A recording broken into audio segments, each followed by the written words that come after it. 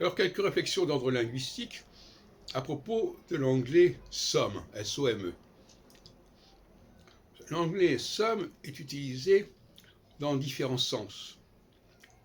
Par exemple, some, ça veut dire pluriel quelque part. Some people, quelques personnes. Mais something, ça veut pas dire something, ça veut dire quelque chose. C'est pas du tout la même chose. Donc d'abord, premièrement, en français, quelques personnes, le quelque s'écrit au pluriel, et quelque chose s'écrit au singulier. Alors qu'en anglais, le some, c'est toujours écrit au singulier. Il n'y a pas de pluriel. Il n'y a pas somes. Donc là, on voit un calque intéressant où on imagine un anglophone de l'époque, bien sûr, avant justement un certain nombre d'emprunts, entendre le mot quelque en français, et comme le S n'est pas prononcé, il va mettre dans le même sac le quelque pluriel et le quelque singulier. Et c'est pour ça que par exemple, quand on dit something, ou somehow, ou somewhere, ça correspond à quelque part, quelque chose au singulier. Mais quand on dit some people, c'est un pluriel. Donc, on voit bien que on ne peut pas comprendre cette ambiguïté de l'anglais sans référence au modèle français. C'est pas possible.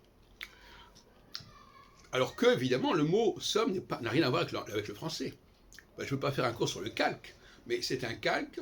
Les calques, c'est quelque chose de très vicieux. Parce que, au premier abord, ça n'a rien à voir avec une autre langue.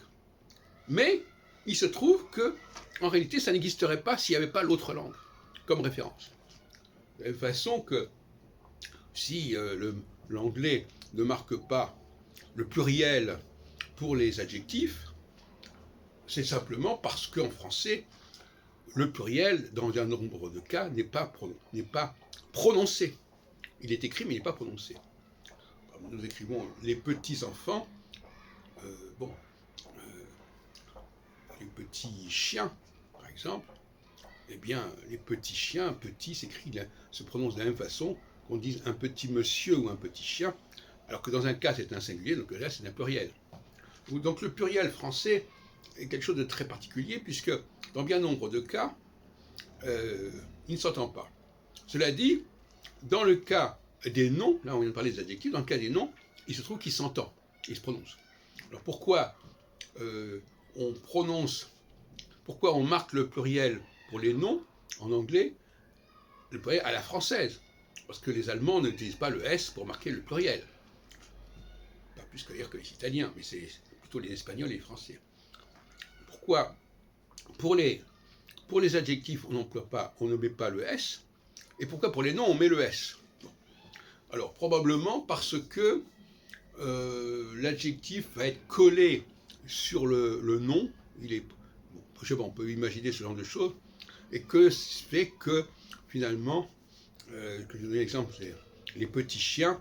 Bon, petit, on l'entend pas, mais peut-être que chien, on l'entendait, parce que les petits chiens, on peut échapper de tout ça, mais globalement, il s'agit bien de cela. Il s'agit de comprendre qu'une grande partie des règles, soi-disant, de l'anglais, sont des règles venues du français, mais mal comprises par l'emprunteur. Donc j'ai fait un mémoire de doctorat qui s'appelait linguistique populaire, épistémologie populaire et linguistique. Qu'est-ce que c'est déjà? Un truc comme ça. Eh bien, linguistique populaire, épistémologie de l'erreur, etc. Le problème de l'erreur que j'avais mis c'était en 1987, j'avais mis en avant dans le titre de ma thèse, qui n'a pas été soutenu pour des raisons diverses, sur lesquelles je ne reviens pas, mais qui a été mise en ligne sur Scribd. Eh bien, l'erreur, c'est l'empreinte erronée. On peut croire que c'est quelque chose d'original, mais en réalité, c'est quelque chose qui est copié, mais qui est mal copié.